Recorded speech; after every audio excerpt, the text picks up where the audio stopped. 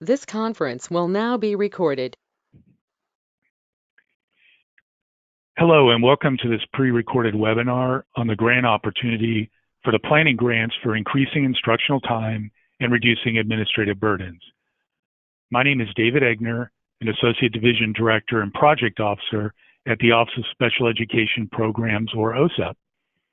The purpose of this webinar is to increase applicants' awareness and understanding of the requirements for the planning grant projects for increasing instructional time and reducing administrative burdens. Please note that the information in the notice inviting applications for the 84.326A planning grant opportunity will be summarized during this webinar. A correction notice was issued in the Federal Register on July 30th. I strongly encourage you to read the original notice and the correction notice carefully and to view the recorded webinar with information about applying for OSEP discretionary grants and submitting a grant application.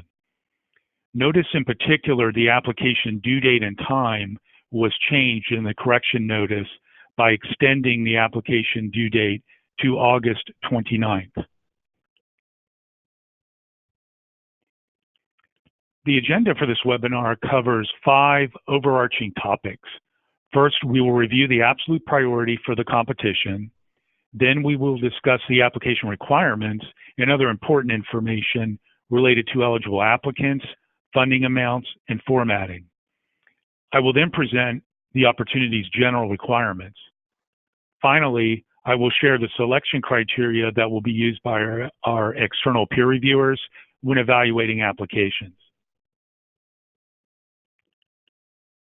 This priority is from allowable activities specified in or otherwise authorized in Section 663 and 681D of the Individuals with Disabilities Education Act, or IDEA.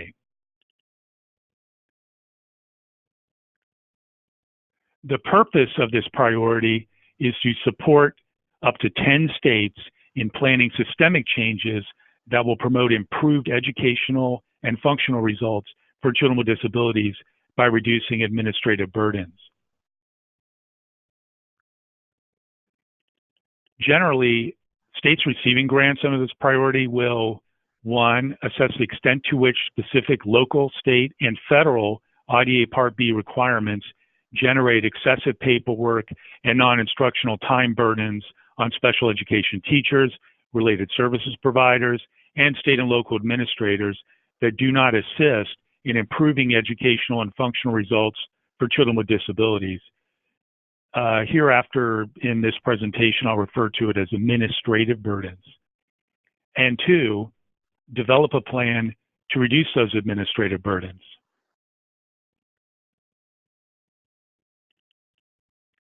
For this slide, I'll need to go into some detail.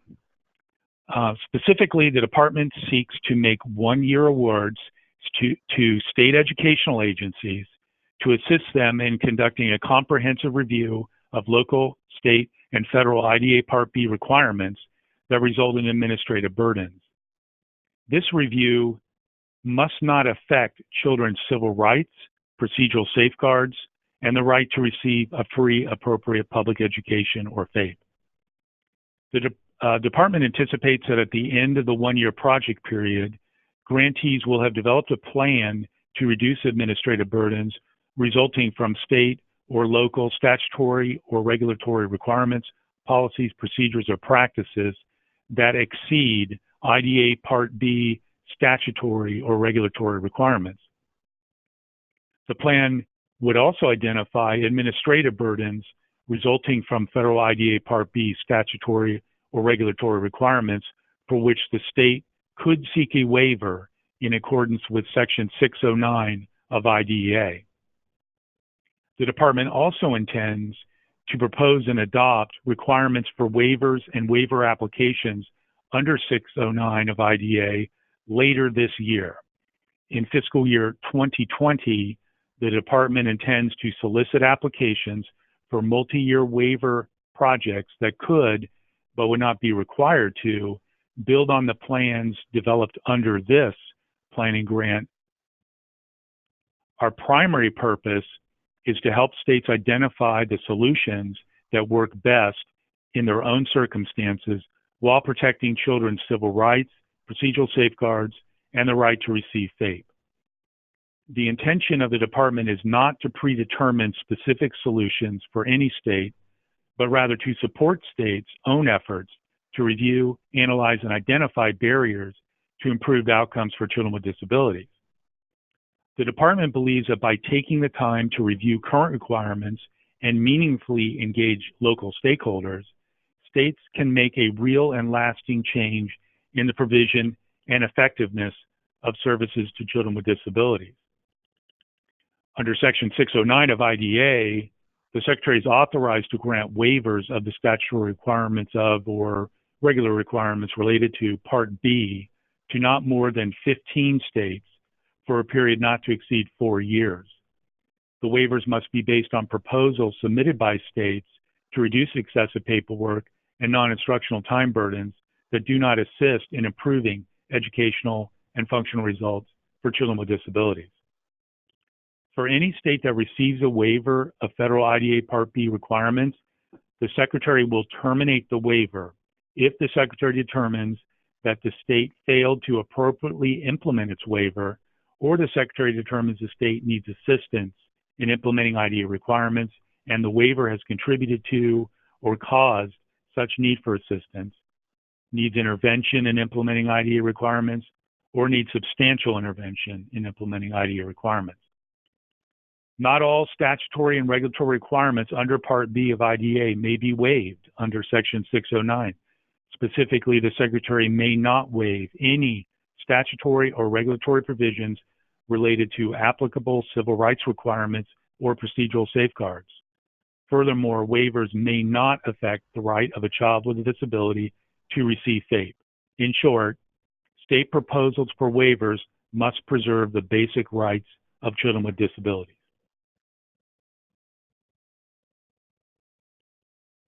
The next 7 slides describe the programmatic requirements and application requirements that applicants must meet. The first requirement specifies the outcomes that the project must be designed to achieve. That is, projects must achieve at a minimum the following outcomes. A, identification of the particular sources and effects of administrative burdens on special education and other teachers, related service providers, and the state and local administrators. And B, a plan to reduce administrative burdens that would result in increased time and resources available for instruction and other activities aimed at improving results for children with disabilities. The next 4 slides will detail the programmatic requirements that the project must meet. First, the project must meaningfully consult a diverse group of stakeholders on an ongoing basis to support the goals and objectives of the project. Such a group must include, at a minimum, representatives of the following groups: special education teachers and related service providers, local special education administrators, individuals with disabilities, parents as defined under IDA Section 602, paragraph 23 of Children with Disabilities, and the State Advisory Panel. Next, the project must prepare a plan that meets 6 specific requirements. First, the plan must identify the state and local statutory and regulatory requirements or policies, procedures, and practices that exceed IDA Part B statutory and regulatory requirements and were considered for revision. Second, the plan must describe the range of options available to the state in reducing local, state, or federal IDA Part B administrative burdens, including any limitations on those options, for example, statutory or regulatory requirements, judicial precedent, and so on. Third, the plan must establish clear and achievable timelines for the reduction of the state and local administrative burdens. Fourth, the plan must identify the anticipated benefits of and potential reforms, including likely beneficiaries, and the magnitude and scope of anticipated benefits and potential increases in time and resources available for instruction and other activities intended to improve educational and functional results for children with disabilities. Fifth, the plan must identify any federal IDA Part B statutory or regulatory requirements for which a waiver may be sought in accordance with Section 609 of IDA. And last, the plan must describe the procedures the state will use to ensure that any waiver that may be sought in accordance with Section 609 of IDA will not, A, waive any statutory requirements of or regulatory requirements related to applicable civil rights requirements or procedural safeguards under Section 615 of IDA, or 2, affect the right of a child with disability to receive FAPE under Part B of IDA. It is important to note that the purpose of this priority is to support states in developing a plan that meets these criteria. Applicants are not expected to submit the actual plan that meets these criteria as part of their application.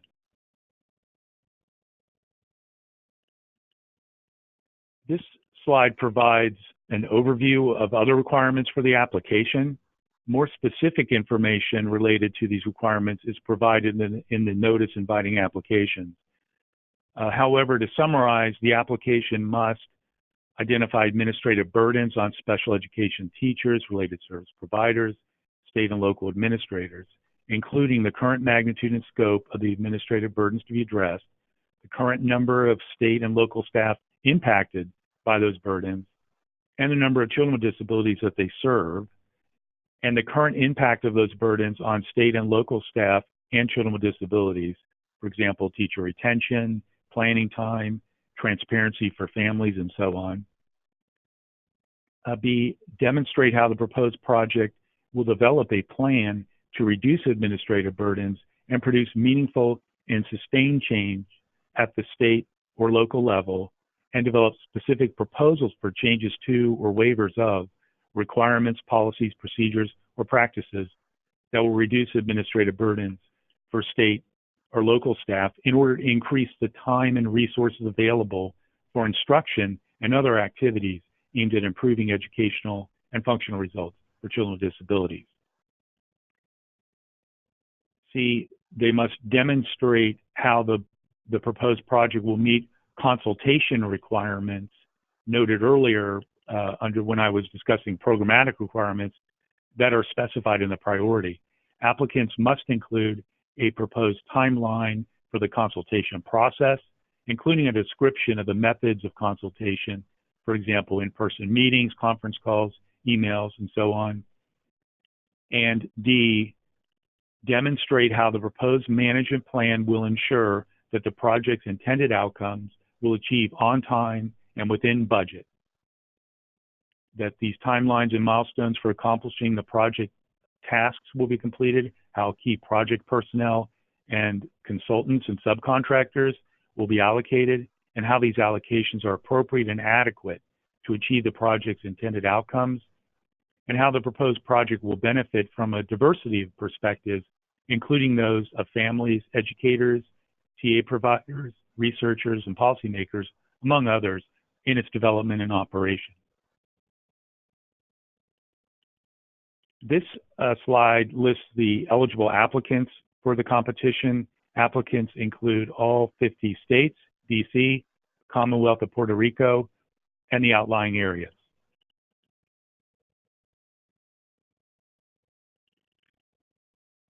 These are cooperative agreements. The estimated available funds are $1.5 million. Contingent on the availability of funds and the quality of applications, we may make additional awards in fiscal year 2020 from the list of unfunded applications from this competition. The estimated number of awards range from 6 to 10, and the award size is a range from $150,000 to $250,000 for a single budget period of 12 months with a project period of up to 12 months. This slide includes information about the formatting and page limit recommendations. Please double space all text in the application narrative and use a font that is 12 points or larger. And we recommend that you limit the application narrative to no more than 70 pages. The program has two general requirements. A, the applicant must make positive effort to employ and advance in employment qualified individuals with disabilities in project activities. And B, must involve individuals with disabilities or parents of individuals with disabilities ages birth through 26 in planning, implementing, and evaluating the project.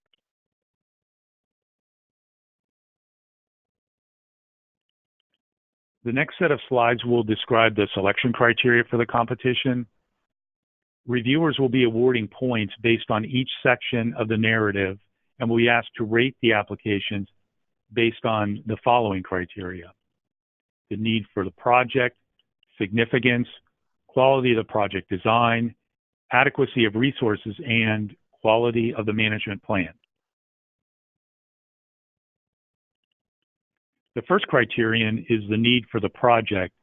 Applicants can receive up to 10 points for this criterion.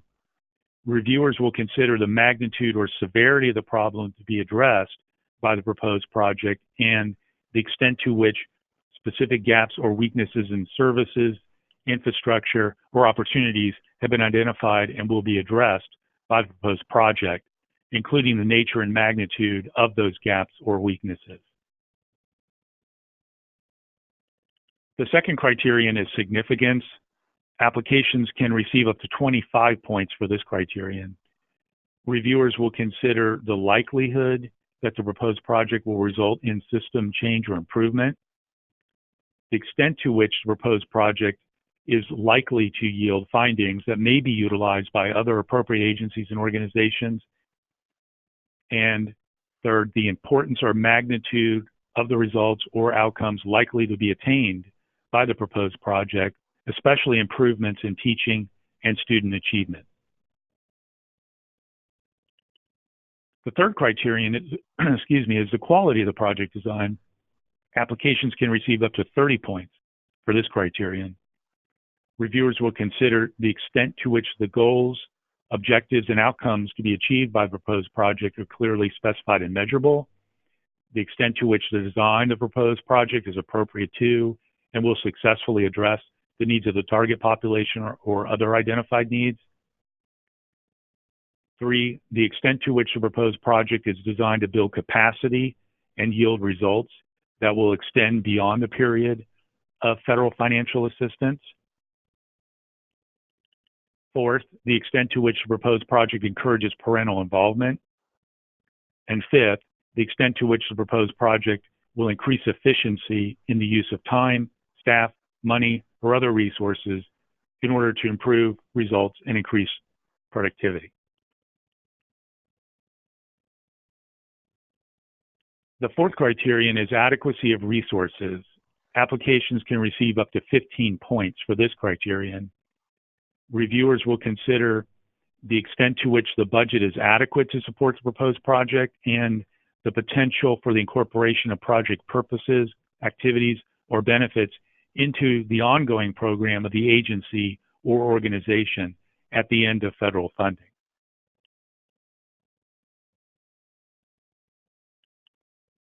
The fifth criterion is quality of the management plan. Applications can receive up to 20 points for this criterion.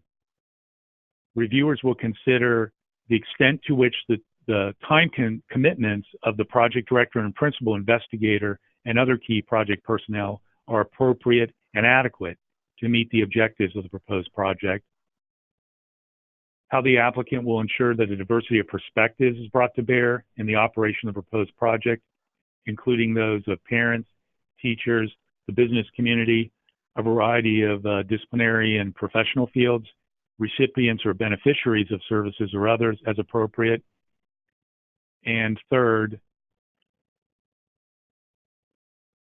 the adequacy of the management plan to achieve the objectives of the proposed project on time and within budget, including clearly defined responsibilities, timelines, and milestones for accomplishing project tasks.